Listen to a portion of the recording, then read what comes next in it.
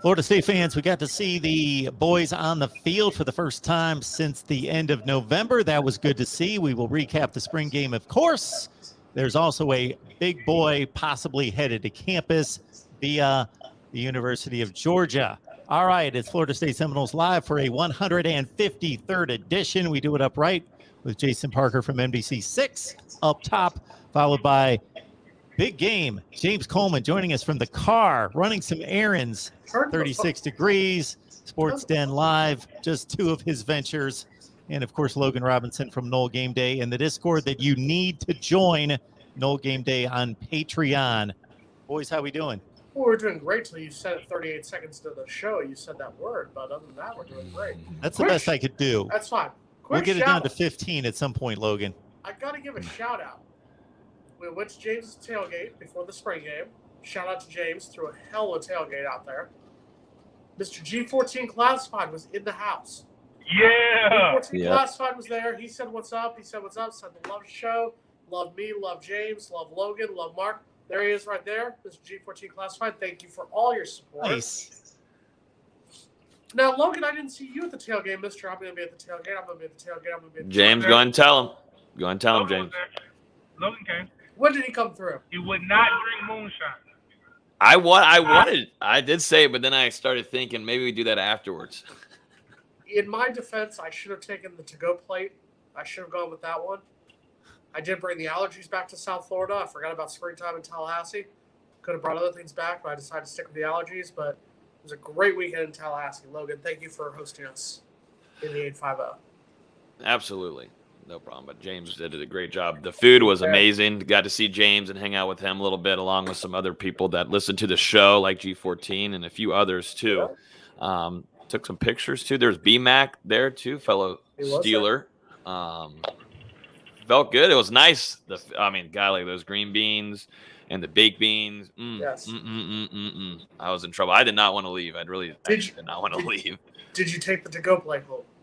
I did get it to go, but I did bring it to go play, and I brought it to Dustin because he was sitting outside the moor doing recruiting stuff. So I had to hook him up a little bit. Good job. The tomahawk steak that we chopped up afterwards was amazing as well. So we had too much food, but we'll do it again in New Orleans. That's right. I missed out. Seriously, we've tried to get you down to Tallahassee. How many times, Mark? We'll get it done. We'll get it done at some point. All right. Mike Norvell and his staff are trying to get something done here with a massive human being in 6'7", 330-pound Amarius Mims, former 5-star. And this isn't a guy that was a 5-star like in 2018 and he was a bust somewhere. No, he's still a youngin', as Logan would say. 2019 class commit. Well, actually 2021 class, yes. He's not been around long. He just can't get on the field. He's looking for a new destination. But we're talking the #1 player in the state of Georgia in his recruiting class, a top 10 player, 5-star. Wow. This would be a good get. Yeah, no, this would be a big-time addition to Florida State's team overall. But, yes, offensive line that, during the spring kind of had its ups and downs. You're definitely going to still look into the portal.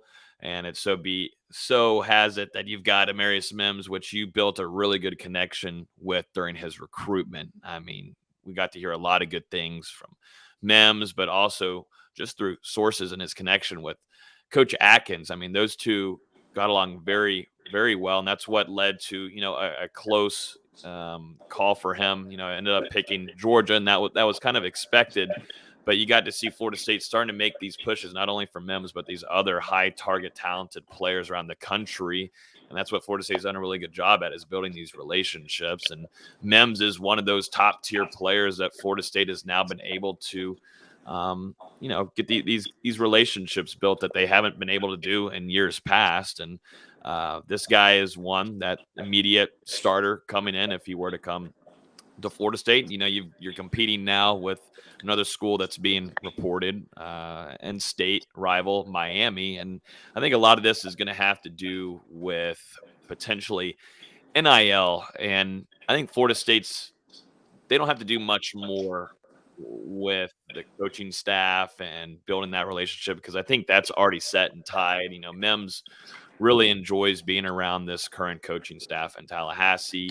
We know how well they get along and how well he does specifically with Coach Atkins, who, has done a really good job on the trail for Florida State, not only just in his position, but outside of it, helping other assistants, bond and build those relationships between players. So I think this is going to go NIL, and Florida State's trying very hard on the Rising Spear. I still think Rising Spear is they're still behind. It's good. This is great. Now they're starting to pick up some social media steam and stuff. And I've had multiple meetings with them months ago, and there's definitely been big time growth, and that's been great to see. I still think they're a little bit behind, but from what things I'm hearing, there's a situation where they've built up certain packages for if these situations were to arise. And it's not just only Amarius Mims. There's other guys that are still on other rosters that if things were to happen, they're a step ahead. And, Florida State is most likely, this is not Florida State. This is Rising Spear. Those two guys can't align on something like this necessarily, but the Rising Spear crew seems like they've got something in store for Mims that is able to battle a team that you look at Miami and you hear about the billionaires and all this kind of stuff. That's great, that's awesome, but if Florida State has something prepared for Mims ahead, you connect that with that connection already in Tallahassee, and that helps a whole lot. And the relationship with Atkins. So, I think there's things, it's still daylight. We'll see what happens. I think we'll hear a lot more tomorrow morning, in my opinion. Logan, for those of us down here, obviously Miami, they think that they can just throw money at it. I mean, they did that with Devin Shapiro. They think they're doing that with John Ruiz. Just throw money at the problem, and that's what they're going to do. Do you legitimately, putting your Florida State degree to the side for a minute, you've covered this team, can Florida State's legitimate coaching relationships compete with Miami's checkbook right now to get him in here?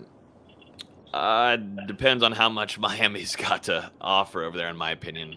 The biggest factor, though, is that relationship with Atkins and Norvell. It's really those two that they built that bond. Man, it went really strong there throughout his recruitment, like I had mentioned earlier, and it went all the way down to Florida State's in that box there, and that top list for Mims. And of course, you go down and you go up and play and nearby for Kirby Smart. And the biggest thing from what I was just told a couple hours ago, that this is really going to come down to family and being close and location to his family. So that bodes well for Florida State, a little bit better than down south in Florida and Miami, if it does intend on being maybe between Miami or other schools that are possibly being reported. But I think too, James is probably going to talk about it here in a second. I think a lot of things that maybe people are putting out there and maybe reporting. First off, a lot of outlets have to keep their subscribers. Let's keep that in mind. You got to keep on kind of feeding them a few things every couple of hours a day. So it kind of keeps your users coming back. James will say, we don't have to really worry about subscribers as much. If we're hearing stuff, there's no reason for us just to keep on throwing stuff to stir the frenzy and make fans go crazy a little bit. I think it was really early on to jump onto things. I think FSU fans, too, are the ones that fuel that fire a little bit. They've got to have a little bit of patience and such. But, if things arise, then we will share a little bit more. But it's also worth noting that the kid just did enter the transfer portal. So let it take some time a little bit. Let it marinate. Let the calls be done. Let the texts. Of course, Florida State is highly interested in Amarius Mims. They would get in contact right away. Yes, that checks all the boxes. But for us to say, this visit's happening here, he's on campus, this is what's going on. No. Are things happening? Absolutely. I can confirm that things are happening. But let's just take a little bit of time. And this is kind of the same way how I was before with Jared Verse, Tatum Bethune.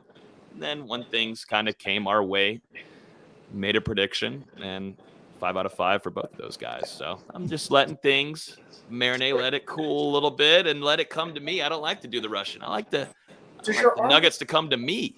Did your arm hurt from patting yourself on the back or not? It does. It does. Logan's starting to keep the transfer portal prediction record. He's I feel good. with us here, man. I felt good about Verse. I felt good about Bethune, and then Benson. You know, that's you got to let it play out a little bit. Let it come.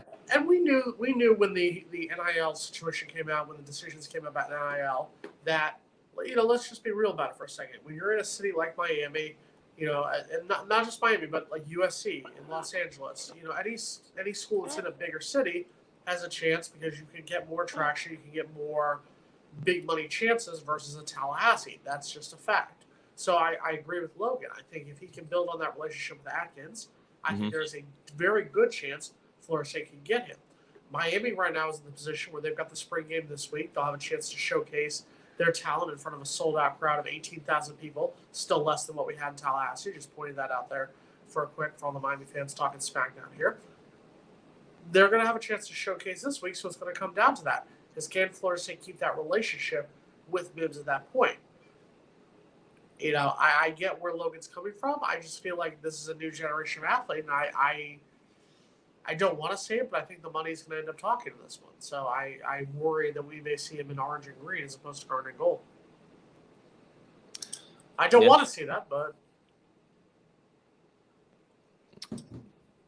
we'll see. I think things are, like I said, you know, tonight is something to just let the night go through and wake up in the morning and just see what kind of updates there are. We don't know a timetable yet for Mims and when his time for making a commitment or whenever he wants to pick the school. I think all of that right now are educated guesses. So, you know, if you know, we just play a little bit of the waiting game a little bit, but things are developing, and you know, hopefully, if we are, and if something does happen, then we can come on Mark's show. Maybe Mark can give us the StreamYard link. We can come on here and have an emergency pop-up show for Florida State landing one of the top transfer guy.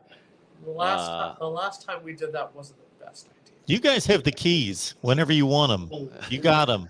This is your channel as much as it is mine. That one too, I think you'd have to break open. I know you won't do it, Jason, but I'll get a drink open for us for that one if that does end up happening in Florida State's direction in the good way.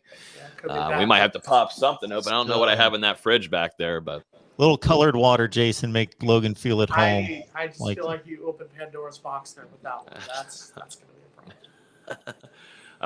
Did we lose James? We did. We lost James. He didn't even try to come back this time. He tried a couple other times, but not this time. You guys have the keys to the channel. You guys jump on here whenever you want. Anytime you got a hot take, Jason, you got the keys to the channel. I'm just gonna say, last summer we gave you our top 10 hot takes. It may happen again. I may have 10 more hot takes for you. Okay. In fact, you know what? I'm putting it out right there. Starting in, let's see, we'll start in June, middle of June, 10 weeks before the regular season starts. Top 10 hot takes entering the 2022 season. I got you. Okay. And we'll show Logan what an actual hot take is. All right. Not just saying I think Jared Verse is going to be good. That's not a hot take. No. Never said it. I'll show you what. Or you could have hot takes that are kind of questionable in terms of whether they're true hot takes, like out on a limb, or you can give hot takes like Georgia Tech's going to be great and Pitt's going to suck. You could give those hot takes. That was a hot take. That was a hot take. Those were hot takes. Definition of a hot take. Listen, I took advantage of those hot takes. Not all heroes wear capes. Not all hot takes are right. Consider those wagers, Jason. Those are payment for your services here. Services provided. Got it. Okay. Services provided for me not cashing out on those wagers. Well, just keep a list because I'm sure we'll have this year too. I'm sure you'll be adding to the list right there. Good stuff. All right, Jason's here. It's always a good time. Logan's here. Always a good time. James is off there. I don't know if he's going through a drive-through, what he's doing right now, but James is here in spirit. Somebody we'll hope to get him back. Somebody get the Wi-Fi fixed in Jacksonville. We've talked about this for months. Somebody get this fixed. Someone's got to fix it. Something. Universal Wi-Fi in Duval. Well, when the voice of college football gets really rolling, we'll just start like PayPaling everyone everywhere, whatever they need on the spot. Bam, you need an upgrade, you need a mic, whatever you need a camera. We'll just be sending it out there immediately. Absolutely. All right. In the meantime, we take what we can get, and we do enjoy Jason's upgraded laptop camera. It's been crystal clear here for a few months now. Fans can see this deliciousness right now. James is not only going to join us, James is going to not give us the shot through the sunroof this time.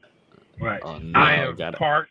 I've got bars now, so I'm like, all right, I'm just not gonna move, and hope the weird stuff doesn't happen. So All right. Since the weird stuff can sometimes happen, James, we give it over to you, whether that's anything else on Amarius Mims or it's what you saw on Saturday. Oh, I mean, Amarius' situation is like, it's not just about the money. I mean, fiscally, he's going to be taken care of. I think a lot of people take these NIL deals and they really exaggerate them. So, like, even one of our rival schools who have done a really good job, I believe, of getting the young men cars. When you think about it, it's a car deal is a $5,000 a year deal. So you're getting a $50,000 Charger, but you're not paying the kid $50,000. You are giving the young man a lease, and it's probably anywhere between 500. Let's say, well, I will say Van Dyke's one is probably about 800 a month, but like, you know, they still got to come up with gas money, and there's some deals that are good, but a lot of these deals aren't as big as what people think. But I do know that Rising Spear and, you know, some other ones are doing a really, really good job of raising the bar and in anticipation. So what I want to do is I want to be clear. Anybody who can tell you what the deal is, or even say that it's going to be lucrative, or imply that they really, really have news, are essentially saying that we're cheating.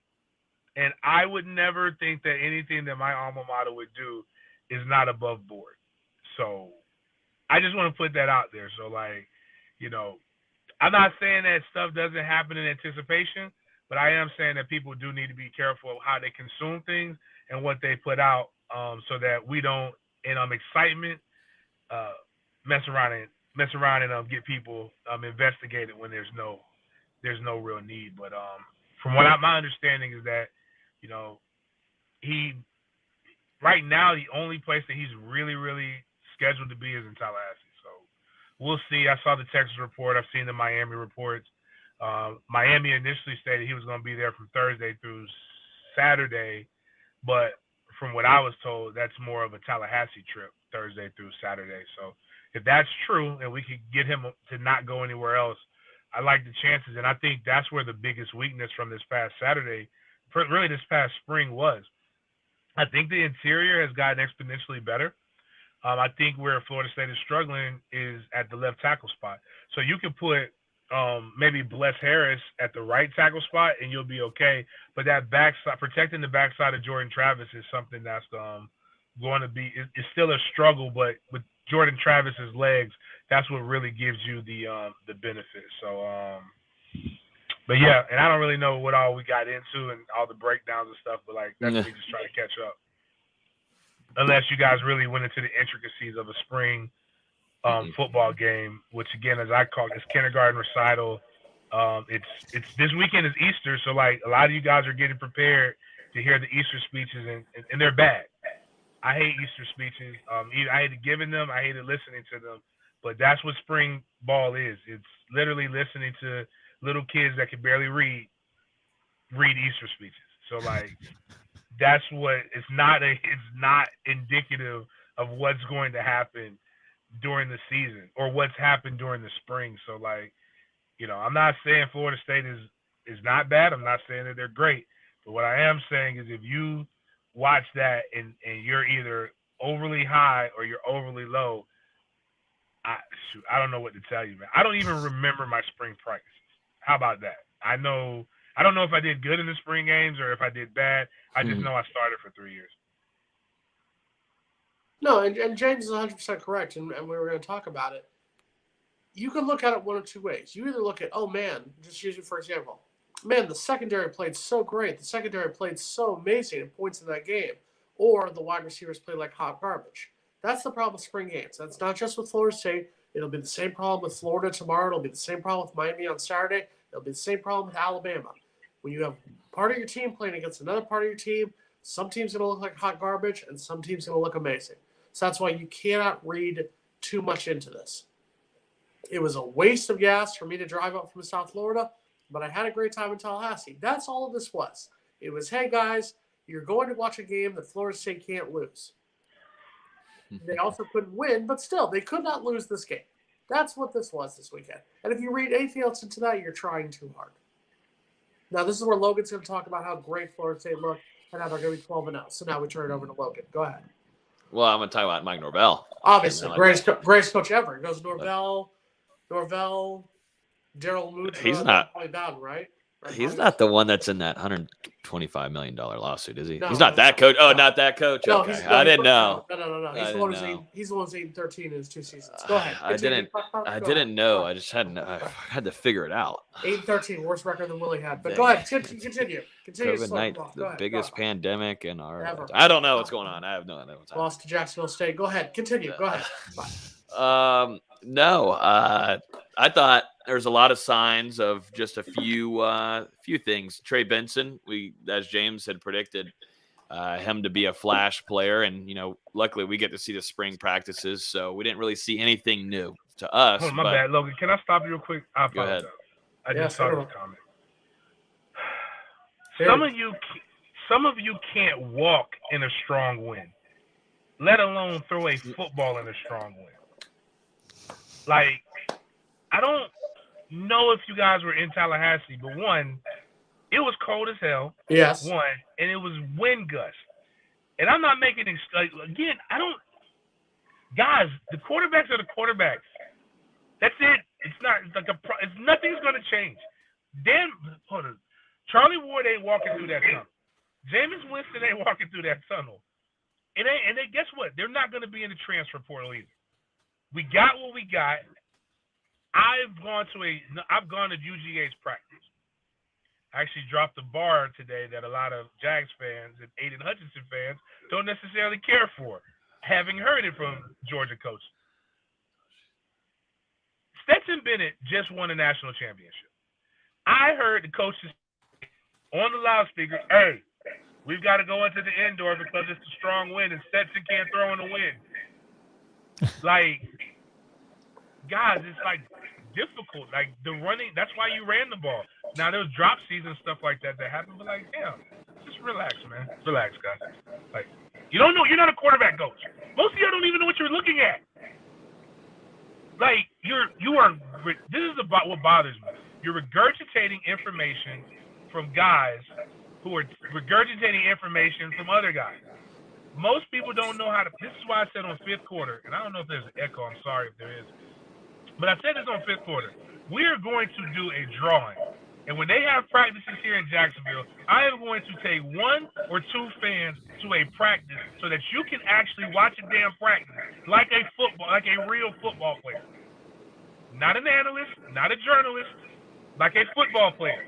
So you can see this stuff, and now you can see with your own eyes what it's like in real time to make these reads. Because, on God, a lot of you guys, like, if I could pay money, like, if I could, like, get you that experience for one day of practice, to put you in the quarterback shoes, not even the quarterback shoes, put you in a running back, fullback, whatever, so that you can see how it's not a video game. It's not PlayStation. Like, oh, my bad. The stuff is hard, man. I'm sorry, my bad. Go ahead, Lo. Damn, James brought the fire on that one. I like that. That's awesome. Damn. I think the other thing we suffer from is watching Aaron Rodgers and Tom Brady throw every Sunday, and everybody expects they expect every quarterback in the country to throw like that. Well, and people forget, for as good as Charlie Ward was in the Heisman Trophy season of 1993, in 1992 he struggled. Chris Winkie struggled in 1998 and then went on to win a national title in 99 and a Heisman Trophy in 2000. You struggle at the start. If you're saying that the Jordan Travis, and I know this is what we're talking about, Jordan Travis is what everyone's critiquing. Is this Jordan Travis in the spring of 2022 better than the Jordan Travis we saw in the fall of 2020? Yes. And that's what matters, is that he's improving. Is he going to win the Heisman this year? Hell no. Is he going to win a national title this year? Hell no. Is he going to be a better quarterback than he was in 2020? Yes, and that to me is fine. Yeah, no, we'll see. I think too, still building chemistry with some of these wide receivers too is going to be key. But you saw Johnny Wilson, who was lighting it up during the spring and had a few drop balls, which wasn't like him at all this spring. And that's been a problem for him back in Arizona State, something that hurt him quite a bit. And, he comes here to get an option with Florida State. And you got to hope, too, when it comes to game time, those things get fixed. He's going to be a threat midfield, red zone. But, those drops aren't going to help anything, or you're just not going to simply play. I thought Micah Pittman looked really impressive. It was kind of wasn't fun seeing him have to leave the game just for a little bit, but once he came back in, he got to see how Florida State's really going to utilize him. I think that was one thing that we got to take away. Got to see how Trey Benson and how the factor of him in there as being a power back can be, but he also has really good vision and can go off to the side too. This is just not a third down back. You put him in and then you don't see him again until your next third down. He's a guy that can play all three, potential 4 downs if needed, just because of how conditioned he is. And I thought he had, the most impressive day maybe out of the entire spring game. And that was a funny sign to see because of Florida State fans going absolutely crazy once, there was some word that, he was going to be coming to FSU, and FSU fans are freaking out and such. But it goes to show, Florida State, Mike Norvell in particular, know how to inspect some of these guys and do their homework on them. And it seems like he's going to be utilized quite a bit and heavily on this offense. But, the quarterbacks overall had a rough day. They started off in goal line package like they did during spring camp, the start practices. And, you saw interceptions. It's either you take it one way, you say, oh, well, DBs suck. The quarterback sucks. So I'm taking it more. I feel a little bit more comfortable on the quarterback side of things, watching camp and such. Jordan Travis has been one of the quarterbacks that hasn't been throwing a lot of interceptions. It's rare to see him throw those interceptions. So I think things are going to be, a little bit better on that offensive side, at least quarterback. From QB1, I'm not too sold yet on QB2 and QB3 or whoever is going to be QB2, but I'm not too worried about Jordan Travis. I came here for half the game, so I'm going to leave a little bit early, but I'm going to answer D-Rock Irish's question real quick. I personally have said this before. I think the team should be able to play other teams in the spring. I wish there was a situation like, and I get that, Logan and I played in high school. James, you remember from your time in high school, we all had the high school scrimmages. We all had the kickoff classics before that. Would it be better off for Florida State to maybe see how they performed against, just using for example, an FIU, an FAU, someone like that? I would personally rather see that because that would give me a better idea to see where Florida State is at this point heading to the summer. That being said, you can't do that at this rate with the amount of time, with the amount of how practices are spread out or whatnot. I think what Florida State is doing this year is much better. Start off the year with a Duquesne team that you should, and once again, not getting cocky because Mike Norvell lost us a game last year to an FCS team. But we're starting the year, hopefully, to start a one-game winning streak against the FCS team. Hopefully, Mike Norvell can avenge the worst loss in program history. And he can hopefully start off the year on the right note. So that's why I think Florida State is doing the right thing this coming year. What I wish they could do is in the spring would be the best time to do it. Is like what the NFL does is dual practices. So like going out and having it closed. So like not a scrimmage, but like a dual practice more so. So like you have a crosstown team that you could actually have participated in FAMU. So like, but you don't want that open to the public. But it would be good to have, just somebody different just to mix it in and hear a different voice.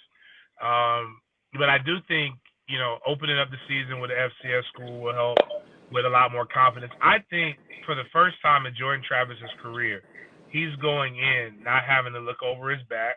Yeah, I think confidence is a big thing. And a lot of people can talk about, what it takes to be like like this guy needs to do this, and he shouldn't be a prima donna. He shouldn't do this. He shouldn't do that. But you've never had to compete for anything elite in your life either. Like the quarterback, at a certain point, you want his mindset to be focused. And my high school coach used to say, you got to dance with the lady you bring no matter how she looks. You can't ditch her for the prom queen. And I think it's been so many times where we have literally tried to replace this young man, and he keeps beating people out. Like, just roll with him. And if you're an 8-win team with him, that's great. But imagine if we could have been an 8-win team 2 years ago, a 6-3 team during the COVID year, which I think if he would have been starting the whole time, that's what you would have been. Your recruiting would be different, and where we would be in year 3 would be light years ahead. But, last year it was great. Again, McKenzie Mill, it would have been an amazing story if it would have worked. But instead of the fan base being divided and arguing about you got all that from one clip, imagine if we would have just either truly just said, McKenzie, you're the number 2 guy, or we would have actually brought in a number 2 guy. I think things would be a lot different. So, you can't go 0-5 to start the season. That's ridiculous. So 0-5. So you got to come out swinging and winning. And Mike desperately needs to win that game in NOLA against LSU to be able to really get things where they need to be at on a recruiting and just on a confidence trajectory. Logan, send me off on the right note. It's the halfway point. You know what to do. Hit the like button. That's all you got to do. Hit the like button and subscribe, and maybe you might have good luck in the portal. That's really what we are focused on right now. Everybody going crazy on Twitter this evening and going wild. If you hit the like button, maybe things will go in FSU's favor of maybe having a better chance of MEMS. You never know. But hit the like button, subscribe, because we're live every Wednesday at 6 p.m. Eastern time. Right, Jason? 6 p.m. Eastern time. Maybe we can get Mark to enter the portal and transfer the FSU bandwagon. Maybe. What do you think? Maybe. A voice of college football transfer portal. The NIL deal is solid. I can get you a barbecue plate from James Coleman that's phenomenal. It was good. Exceptional. All right. Next week, I'm coming to you from a special location. You'll find out where next Wednesday. We already know this, huh? I already know this. It's a special live location. Uh-oh. It's a live location you'll never expect. So stay tuned. And Miami's 60-yard IPF. What, are you going to take us on a date with you, Jason? You stay tuned. Stay tuned next Wednesday. That's all I'm saying. All right. See you next week. All right, Jason. Enjoy the rest of the week. Thanks, Jason. Appreciate it. All right, James, I'm going to hit you up with this then, and you, Logan, as well, but I'll start with James. So with all we can't take from spring games, scrimmages, practice pretty much is what it is. When those wide receivers line up against DBs and you see who wins one-on-one battles, is that maybe the one matchup you can take the most out of? It really depends. Like, it was, what happens is when you have 15 practices, really it's more than that, because you know these guys. So you've done off-season workouts, you've done 7-on-7 in the off-season. You've come in and you've done your practices, you lift. You know like the intricacies of what they can and what they can't do. So you kind of cheat the process sometimes, and even in the game. But like, what you can take away from it is that Johnny Wilson is what he is. I think he's had days in practice where he's looked amazingly good. He's also had times when he's more of a big possession wide receiver. He's not a stretcher. What you can look at is what Micah Pittman's able to do as he can in the short amount of time. He's your dynamic playmaker. He does really, really good. He did that in the scrimmage. He did that in this. Also in practice, I think sometimes you're trying to get quarterbacks to take risks, and you're trying to get DBs to take risks, and you still can't hit the quarterback. I think where it's going to help our offense get separation is when you have to account for Jordan Travis's legs. And our DBs don't have to account for that because they know they're going to blow the whistle like as soon as you get within a halo of him. So I think it's tough to realize that. And I will say this: I don't like it. I'm not a huge fan of it. I don't like how they don't really practice true wrapping up. We called it thud when I played, so it was like, but we had Buzz. Uh-oh. Might be reconnecting. Are we connecting? I don't know if we're reconnecting. Uh-oh. Otherwise, Logan, you're going to have to finish his sentence, and you're going to have to take it from there. Well, during my time, and then Buzz. Yeah, during my time when I was goal line facing against Miami, that was really a rough game for me. No, but I get what he's saying. So he's talking about, he wants to allow some of these plays to continue. Jordan Travis, at least in the spring game, there was a lot of early whistles and wasn't allowing Jordan Travis to do what he does. But also in practices, you don't see the guys fully tackling each other. And I think that is something where, you saw Chuba Purdy get hurt and you lost him and was still might be recovering from his collarbone injury. And that happened because of a physical scrimmage that happened 2 years ago. And I don't know if that has something in part of, maybe protecting players in the spring and making sure they're healthy. And Florida State did a pretty good job of that this spring.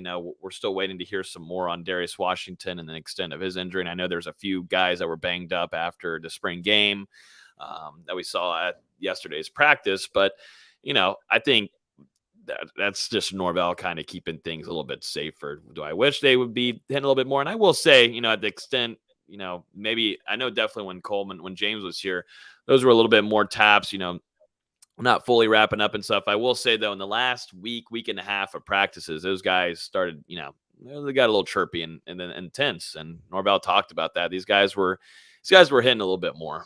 Is it full contact, fall camp, board drill type stuff? No, well, at least we're not seeing that. But, the latter half of this spring scrimmage, or spring camp, there was definitely a little bit more physical nature. You got Jared Verse getting into it with a few offensive linemen, Robert Scott and him. Those guys were battling near the last half of that spring camp because you got to see Jared Verse getting chances with the ones. And Verse is a guy that chirps and will let you know if he won that rep or not. And those guys get irritated after a while. And so it got chippy there and this last half of the spring camp. But that's kind of how it goes. I think Norvell kind of wants to keep these guys a little bit safer. But I do wish, and Norvell kind of admitted it yesterday in the press conference after practice, wrapping up spring, saying, talk to Jordan. And some of those whistles were a little too early, and Jordan wasn't happy about it. And, I think I definitely know where James is coming from, where, that could allow for practices to be a little bit better if this whistle wasn't blown so right away. And you could really see what you're getting out of some of these guys and the abilities they have to maybe track down a few players or really see how well their tackling skills are. So it's just a safe, and that's just how spring is. And I think it's a smart decision, because you had a few guys that, were injured this spring camp that they were a little nerve-wracking kind of injuries while we were there watching. And then you see that end up being able to recover and come back. And that's a really good sign. And so Florida State didn't have a lot of really bad injuries. We're still waiting on Darius Washington and that some intel there on what's going on with him. So Logan, based on what we know of Norvell's first 2 August camps, do we expect there to be practices, or at least a couple, where they're practically hitting full go? I think there's definitely going to be it's going to be a little bit different than spring. I am expecting that. I think it's going to start off kind of like how I was talking about how this last couple of weeks of spring camp has been, and it's how it should be. You're going to allow some of these true freshmen too to come in. Not a big group, because you got to allow your early enrollees already on campus, but you're going to see a little bit more physicality, but not starting off right away.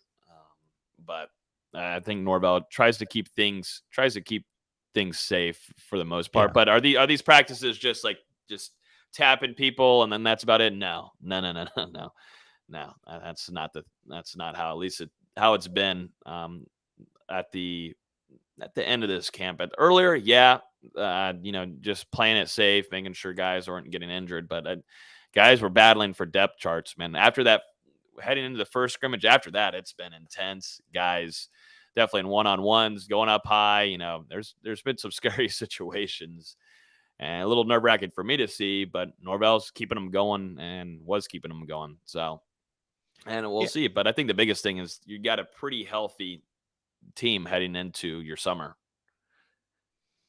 Yeah, and it's a fine line.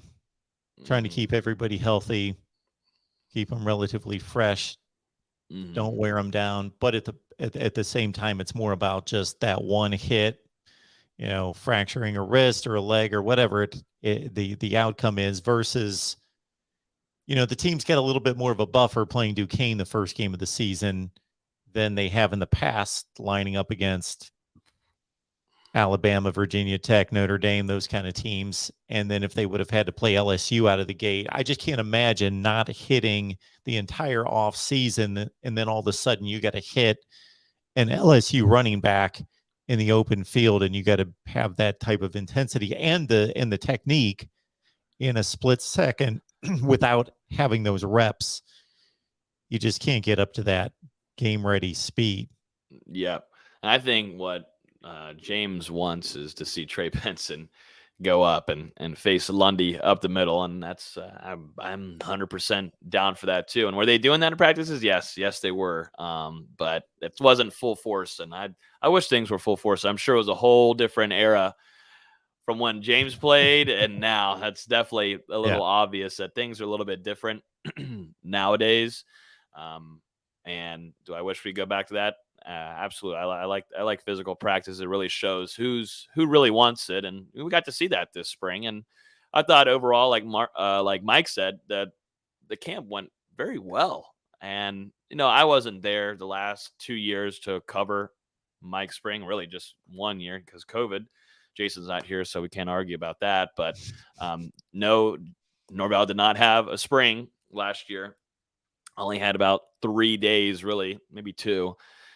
But he really liked the way this camp began. He said that there was one rough day that, you know, wasn't really pleased with the practice overall. But other than that, the guys responded, and he thought this was really an intense spring camp. And I think he was really happy with how the newcomers came along, transfers and early enrollees.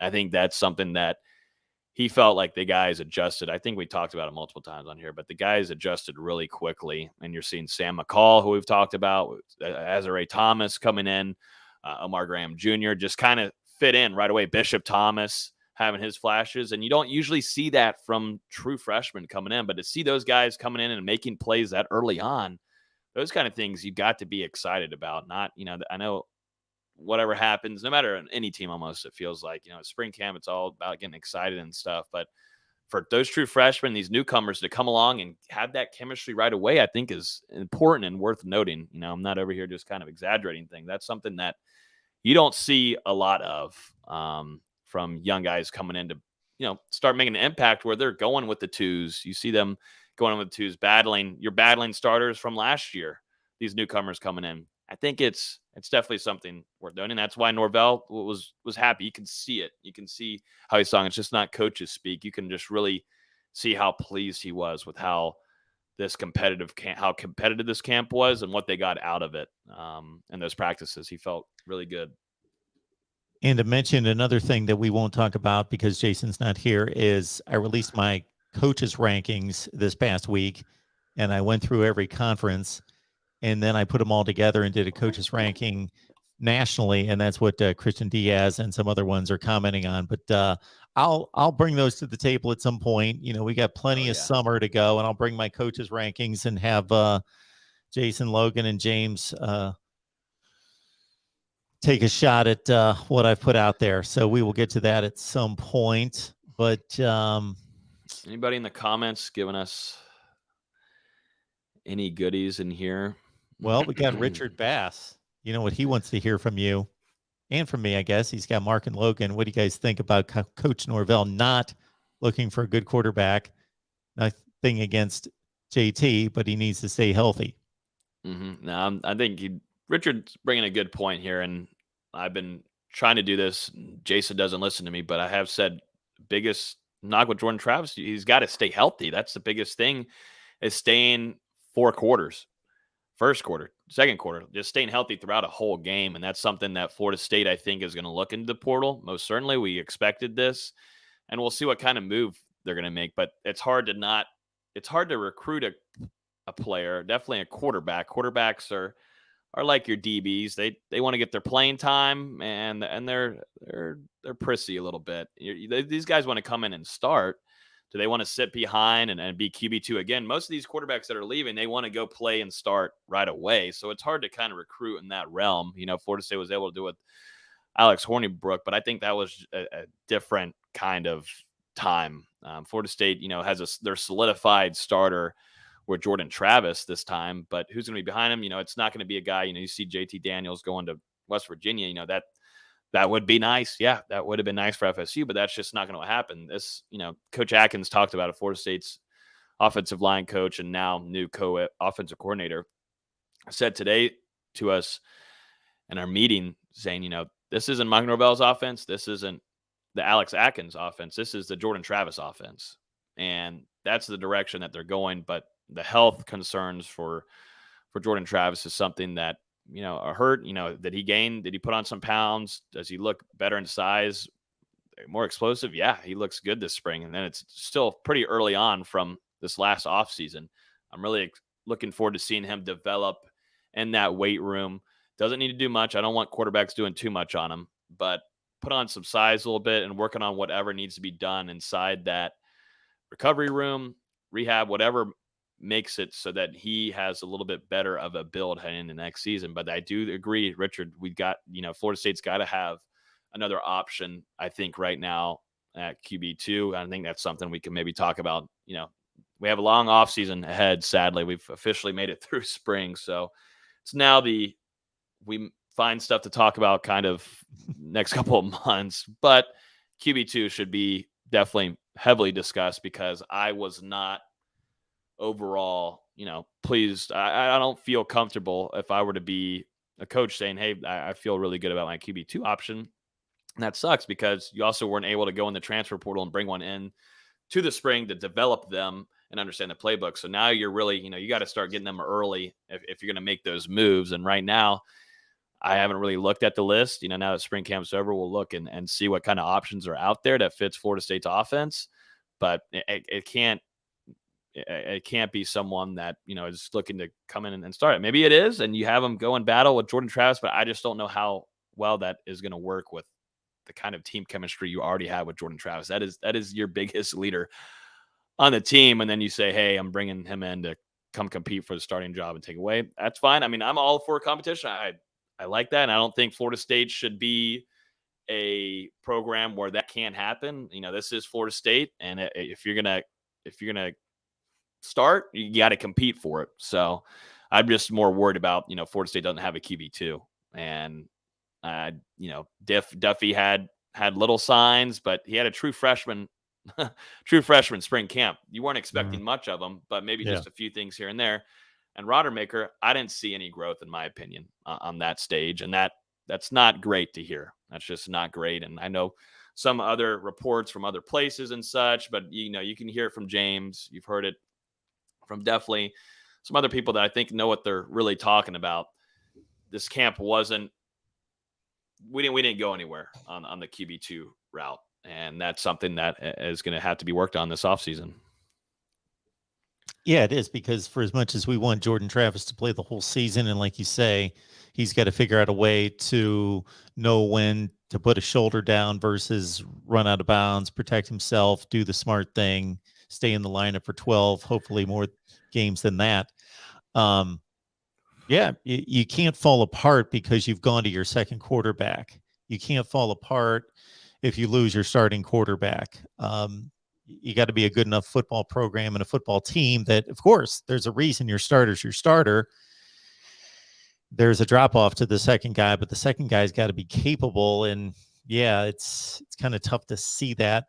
And so much more about it and have evaluated those guys. I'm just going off of, your feedback, but also what I saw on Saturday. And to try to pluck away a guy that's going to be a backup somewhere else to sell them on being a backup, most likely in Tallahassee could be a tough sell unless they're, I would think the sales job there, besides money, if you're just looking at playing time, would be the sales job of the dude that's in front of you is definitely gone after this year. If he's at Alabama, Ohio State, pick your team, where the guys he's in the draft this year. There's no doubt. So, develop for a year, we'll get you ready.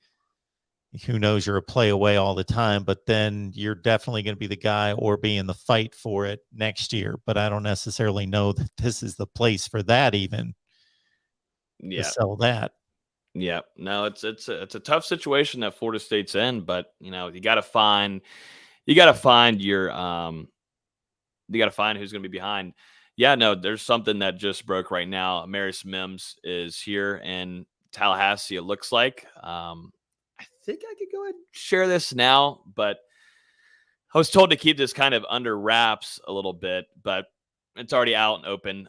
Florida State and primarily Rising Spear is supposed to be meeting with Amarius Mims. Kind of was hinting at that earlier in the show.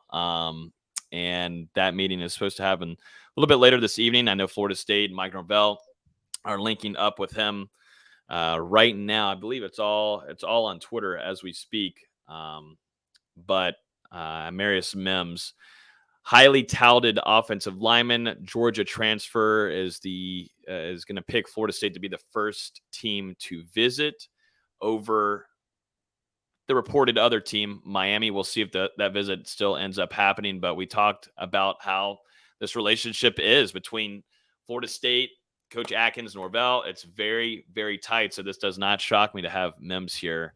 But I was told earlier today that there was indeed going to be a meeting between Mims and the Rising Spear in Florida State. Kind of was trying to keep it under wraps there. Sometimes it's risky. It's risky, Mark. You try to be the good one, the good person, but then you're like, God, I wish I could say something. But yeah, that's happening right now as we speak. So that's big. That's big, and we'll see. And I'm also interested too, because this is definitely a very, very talented guy.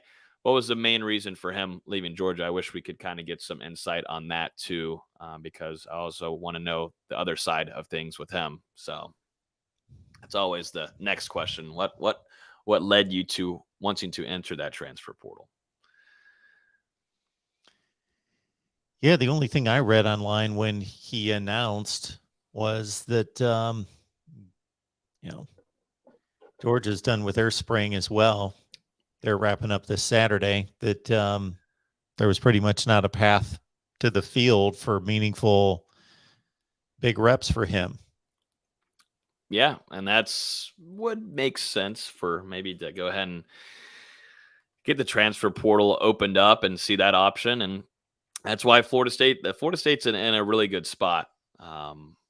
And we'll see how his relationship is with Cristobal. If it does end up being the place where he visits next, Florida State's the one thing about Florida State that has hurt him, and as a staff, Coach Norvell, is that you're able to have a really great visit, and these players say, "Oh, I'm going to put Florida State number one," but they can't finish it off and have them go visit other places last, and then it ends up not working in their favor. This is something Florida State should try to seal off right now. This is it. This is where you get the commitment down. It's over. You seal things off right now, and that's something I think Florida State, Mike Norvell, that's their next fix. They've done a great job of building these relationships, having them on campus, doing everything there to where they're putting FSU at the top of their list, but then they go off and visit other places. Gotta seal the thing off right now as fast as you can, and don't allow them to get out of your grip.